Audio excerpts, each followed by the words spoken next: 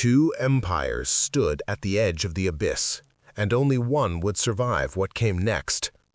In the winter of 1941, across the vast expanse of the Pacific Ocean, a collision was inevitable. Not between equals, but between a nation starved for resources and another that held the keys to survival. What followed would be written in blood across 10,000 islands, a war so brutal that surrender became a word without meaning. The architects of American strategy understood something fundamental before the first bomb ever fell on Pearl Harbor. Germany was the greater threat, the serpent whose head had to be severed first.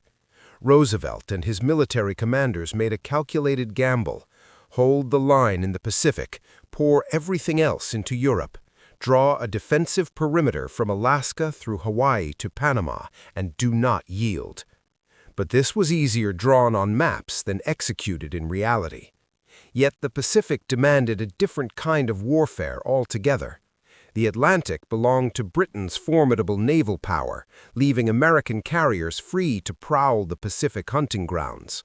This was not a war of massive tank columns grinding across continental plains. This was a war of water and air, of amphibious landings on hostile shores where coconut palms swayed above hidden bunkers.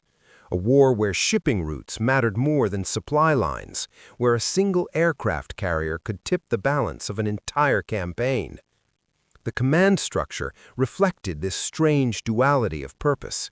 In Europe, Eisenhower stood as supreme commander, coordinating vast multinational armies with British allies who demanded equal voice in strategy and execution.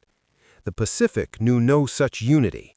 MacArthur ruled his Southwest Pacific domain like a feudal lord, while Admiral Nimitz commanded the Central Pacific with equal authority. Between them lay not cooperation but competition, for resources, for glory, for the privilege of delivering the killing blow to Japan. The ocean was vast enough for both men's ambitions, yet somehow never quite large enough. Fighting in this theater stripped away any romantic notions of warfare.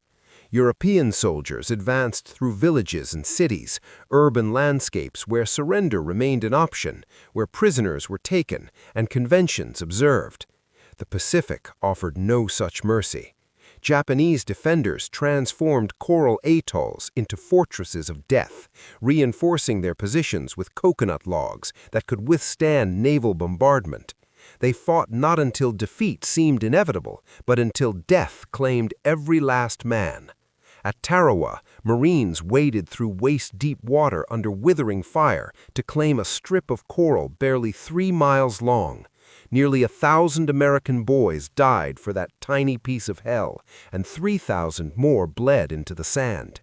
At Iwo Jima, the mathematics of death became almost unbearable. 6,000 killed, 17,000 wounded, 5 weeks of fighting for an island you could walk across in an afternoon. Some battalions lost 3/4 of their men. MacArthur, fighting across the larger land masses of New Guinea and the Philippines, could at least maneuver his forces, striking where the enemy wasn't concentrated. But for the Marines, island hopping across the Central Pacific, there was nowhere to go but forward into the guns. The war's opening act belonged entirely to Japan.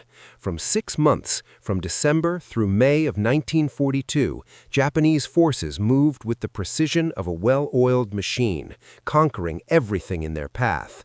Their motivation was brutally simple: survival. Japan's industrial heart beat without the lifeblood of natural resources: no oil beneath its soil, no iron ore in its mountains. Before the war, America had supplied what Japan needed.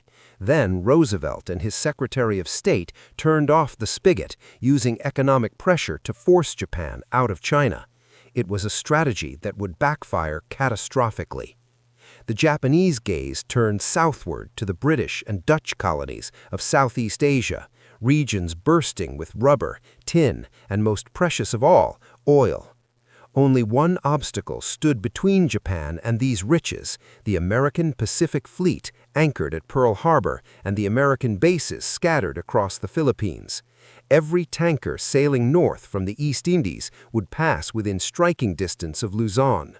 The solution was audacious in its simplicity: cripple the American fleet in a single devastating blow, then sweep through Southeast Asia before America could recover. Against this onslaught, American defenses were laughably inadequate. In Hawaii, 43,000 troops drilled and paraded, playing at war while real war approached from across the horizon. In the Philippines, MacArthur commanded forces that looked impressive on paper but dissolved into meaninglessness when measured against geography. 2 divisions of regular troops, Americans and Philippine scouts, backed by militia forces that possessed courage but little else. The Philippines lies 8,000 miles from California, but only 200 miles from Japanese-held Formosa. The mathematics of distance and logistics spelled doom before the first shot was fired. American planners had developed competing visions for the coming conflict. The Navy dreamed of a climactic showdown in the Central Pacific, a decisive battle that would shatter Japanese naval power in a single afternoon.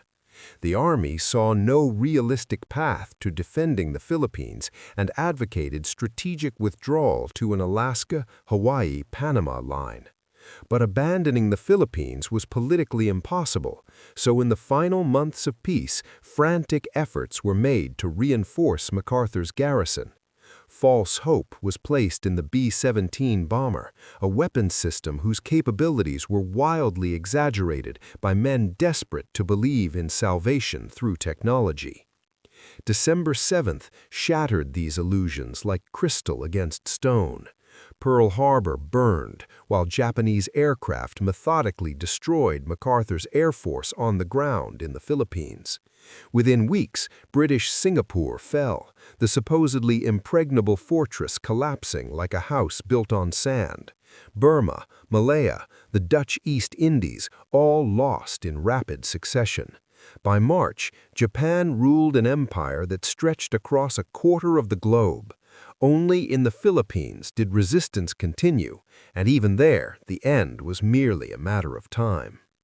MacArthur initially planned to meet the Japanese invaders at the water's edge to throw them back into the sea. Reality intervened quickly. Without air cover, without naval support, such a strategy was suicide. He ordered a withdrawal to the Bataan Peninsula, a mountainous jungle stronghold where the terrain might compensate for the lack of numbers and firepower. They could hold long enough for reinforcements to arrive from America. But Bataan became a trap of a different kind. Too many people, too little food, too few bullets. Disease stalked the defenders as relentlessly as Japanese artillery. By March, everyone understood the truth. No help was coming. Roosevelt ordered MacArthur to escape to Australia, to preserve him for the larger war to come. The general departed with a promise to return, leaving Wainwright to command the doomed garrison. In April, Bataan surrendered. In May, after enduring constant bombardment on the fortress island of Corregidor, Wainwright raised the white flag. What followed stained Japan's honor permanently. The Bataan Death March, a forced march of starving, sick prisoners denied food and water, where stragglers were shot or bayoneted and left to rot beside the road. 600 Americans dead, 10,000 Filipinos. When news reached America, it transformed public sentiment from anger to something darker, an implacable hatred that would echo across the remaining years of war. By May 1942, Japan stood at the zenith of its power. Victory had come so swiftly, so completely, that it bred fatal overconfidence. Why not push further into the Solomon Islands, threaten Australia, and cut American supply lines? Why not seize Midway Island, force the American fleet back to the California coast? In that moment of triumph, Japan planted the seeds of its own destruction. The tide was about to turn, though few could see it yet. The long road back would be measured in blood and sacrifice, island by island, across thousands of hostile ocean.